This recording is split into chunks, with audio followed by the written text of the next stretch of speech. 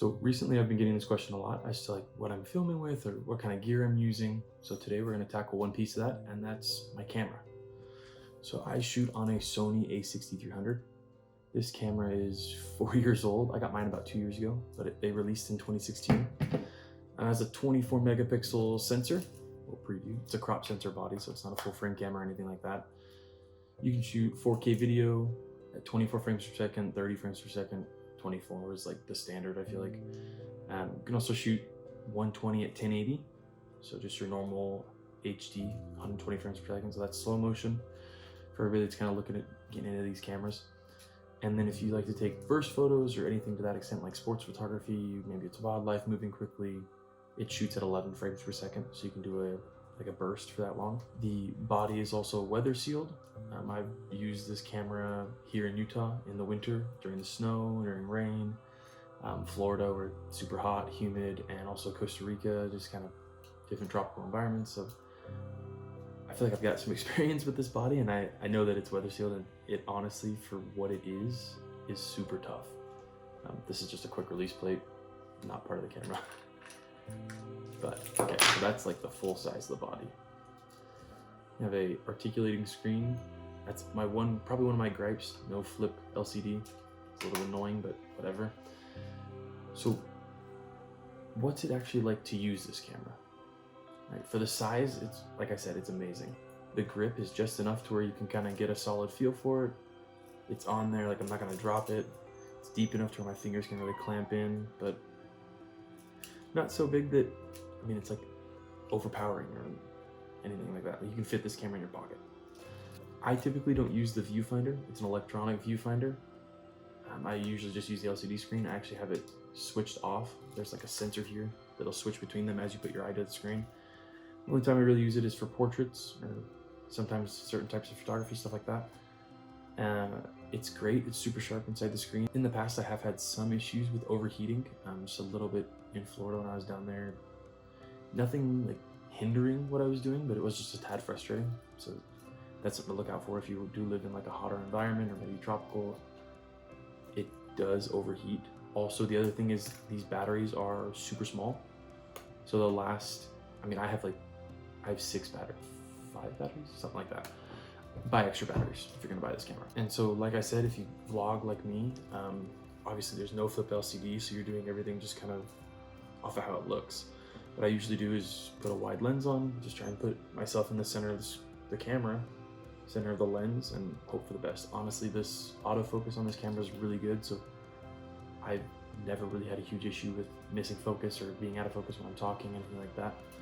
Camera usually takes care of that for you. I think the biggest thing when it comes to this camera is honestly pairing it with really good lenses.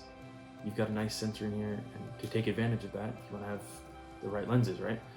So my top 3 lenses that I use, honestly, this 18-105 f4 never leaves my camera except for it's broken. So this broke like 3 months ago. I don't know what that is, but great lens. I actually need to replace this because I find myself wishing that I had it now.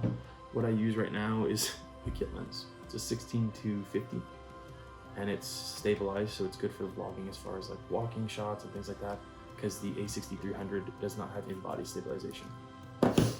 So this lens is great for that. Little pancake lens. When you turn the camera on, it extends, so it's a little bit longer, but overall great lens. It's sharp enough for what you need to do, nothing crazy there, but if you want something that's got a little more quality and you're willing to sacrifice that stabilization, the best lens for this camera, in my opinion, is the Sigma 16mm f1.4. It's a great lens. I do all of my astrophotography stuff with this lens. Most of my talking shots, I use this lens just because it's a nice wide angle lens. And I think Sigma makes beautiful lenses. The autofocus on those works just as well as like native Sony lenses. And then the last lens that I really like is the Sigma 30mm 1.4. It's another really beautiful lens, super sharp. This is most of my portraits, or if I want to do like a tighter talking shot. I think the colors from the Sigma lenses are just like superb compared to especially the kit lens.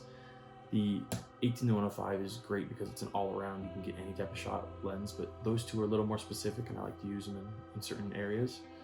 And they're both pretty cheap. I think they're both under $500, which honestly for Sony glass, if you've looked into it, is really cheap. So who is this camera for in 2020? Like I said, it came out in 2016, that's 4 years ago, and for tech, that's like an eternity. Obviously there's a bunch of new stuff that's coming out. Sony just released 2 brand new cameras that are amazing, and their prices reflect how amazing they are. You can get this camera for brand new, I think it's like 600 bucks. I've seen them used for anywhere between 300 to 500. So for a 4K camera, 300 bucks, 500 bucks, and you can probably get, say your budget's like $1,000. Get some nice lenses with your camera. The a6300 is honestly ideal for most beginners. So I got it, it's my first camera I've ever bought with interchangeable lenses. Actually, it's the first camera I've ever bought personally. And with that, I bought this camera and the kit lens came together as a package. And then I bought the 16mm next, just to try and get that, like I said, those wider shots. I wanted that astrophotography stuff too. But I think this is perfect for beginners, hobbyists. Honestly, I've used it professionally. Like I make these videos obviously, and then I've used it for paid photo shoots and paid videos as well, commercial shoots. I feel like I could attest to the quality of the camera, and especially if you're willing to spend a little bit more on the lenses, you can get everything you need out of this body. It's super tough not to get caught up in the like gear buying frenzy. Everybody loves new gear. Everybody likes to have the newest things, the flashiest things, right? I personally have been saving up, and I think I'm going to buy the new A7C. It's basically this camera, just a full frame sensor. That's after 2 years of using this camera, right? So get what you know you need instead of what you want. I think you'll have a lot less buyer's remorse, and you'll find to be able to stick to your budget a little bit easier if you just get what you know you need. If you are someone that shoots on a cell phone right now, or maybe someone that just wants to get into the photography and videography stuff, I think this is the perfect camera for you. It'll up your production value from a cell phone. You'll have interchangeable lenses, you can change all that stuff, different frame rates, so you can really learn how to work a camera. I feel like sometimes new gear can almost be a crutch for people. People tend to rely on that gear to make up for the lack of their story. They just aren't great at storytelling yet, so they buy new gear to make their shots look amazing or make things look perfectly smooth, whatever it may be. But honestly, buy the gear you need now, upgrade it later if you need to, but buy what you need now, and then work on just learning how to tell your stories the best way possible. That's the best advice I can give. If you guys have any questions, comment below, like, subscribe, all that fun stuff, and we'll see you next week.